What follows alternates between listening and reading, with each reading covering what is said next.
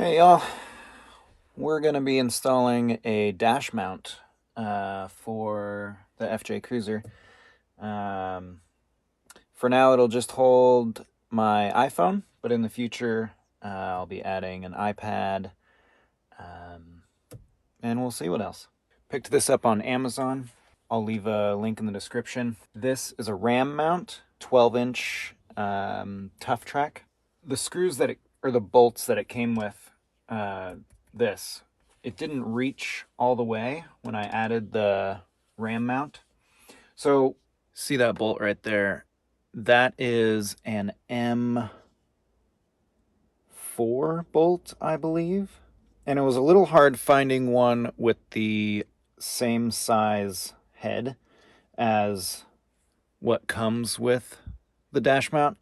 And the only reason I wanted to do that was so that I only had to keep one tool on hand. Now, I was a little concerned because if you look into the track there, you'll see that the bolt head is sticking up a bit. This was not an issue, thankfully. It does get a little tighter when you're putting things on and taking them off, but it works perfectly fine. And you'll see what I mean when we get this installed, and here we go. So first of all, I'm going to add the other mounting bolt here. This is the one that came with it. So here's the mounting bolt that comes with it. And here's the one I got. So it literally is just a little bit longer. Just be really mindful of the clearance issue if you decide to add anything onto this mount, because otherwise you have to figure out what size screws go in here, because they're not the same ones as what comes with it. See? They are threaded holes, but they're a larger diameter than that. I would assume it's just the next one up, so probably an M5. It is nice that they're threaded, so you don't have to get nuts. But I wanted something a little bit more modular, more adjustable. So I'm going with this slide track. And thankfully the holes on the RAM mount and this whatever dash mount, it doesn't have a brand, you'll see. These two holes at the very end of the RAM mount track, they match up. So got lucky there. Or did I? Was it designed that way?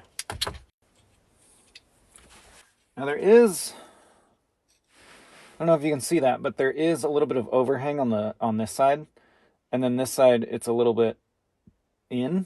That doesn't really bug me too much, but that does make me ask the question, whose manufacturing process is uneven? Ram's or whatever this is? And then here are the screws for the feet. So we're going to take those out. So getting it under the backside of this is pretty tricky. It barely clicks in, and it'll come right back out if I let go. So what you're going to want to do is you're going to want to make sure it's clicked in while you mount the other side. That the way they cinch each other closed. So here we go.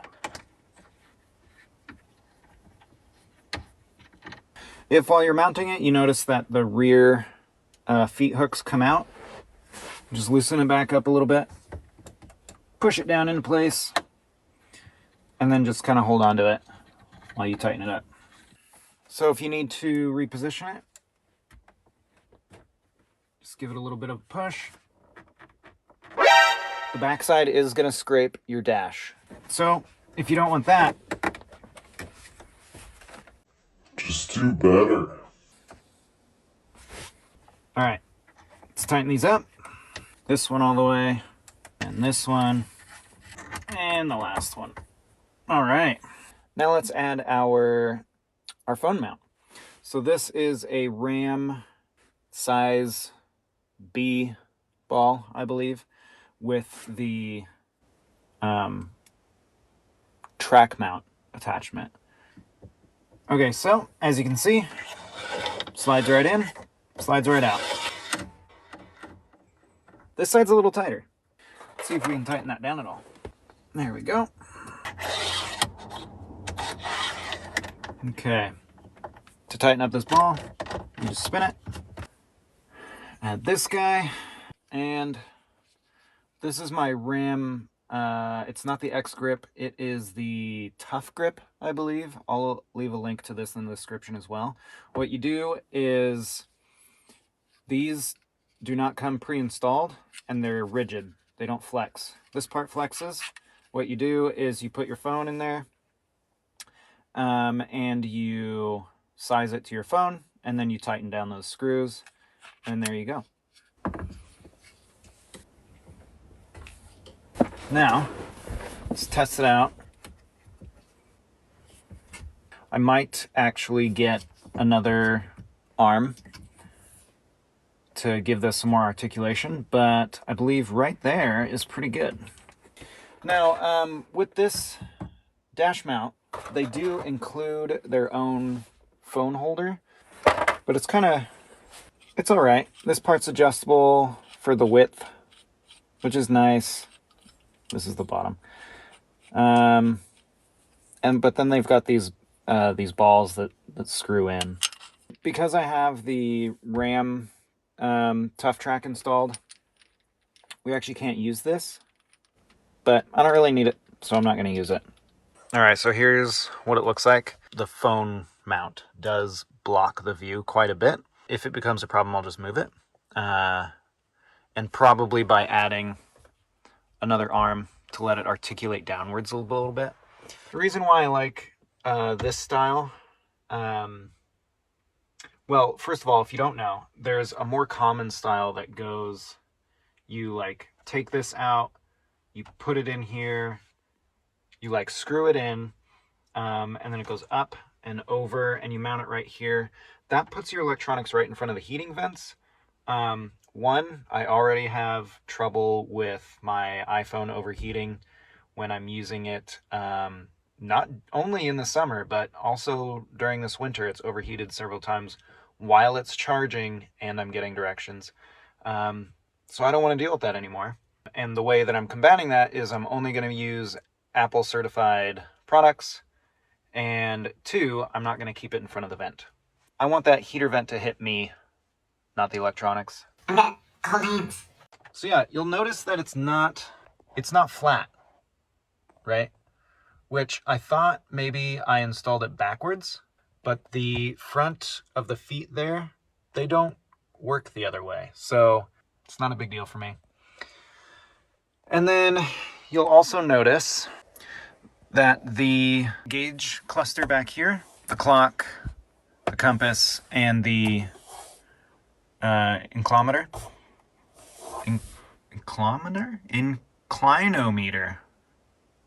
are still fairly visible. If I wanted to see the compass, I'd have to like do a little peek or move this mount. I think this is going to be a great setup. All right, y'all, if you haven't already, please subscribe, like this video, share it. I don't know what I'm doing with this channel. This is all kind of weird to me. I don't like being in front of cameras, but I do like sharing knowledge and experience. And even if it's not the best for you, it might be the best for somebody you know, and it might just be an alternative you didn't think about. So that's kind of the point of these videos. In the future, I'll be doing some trips. I believe the first one I'm doing is coming up in just a few weeks, so I'm looking really forward to hopefully grabbing some decent footage of that and sharing it with you all. It's going to be really exciting. It's going to be the first trip out in this FJ, and I'm super pumped. Stay tuned for more content. Thanks for watching, and have a great day.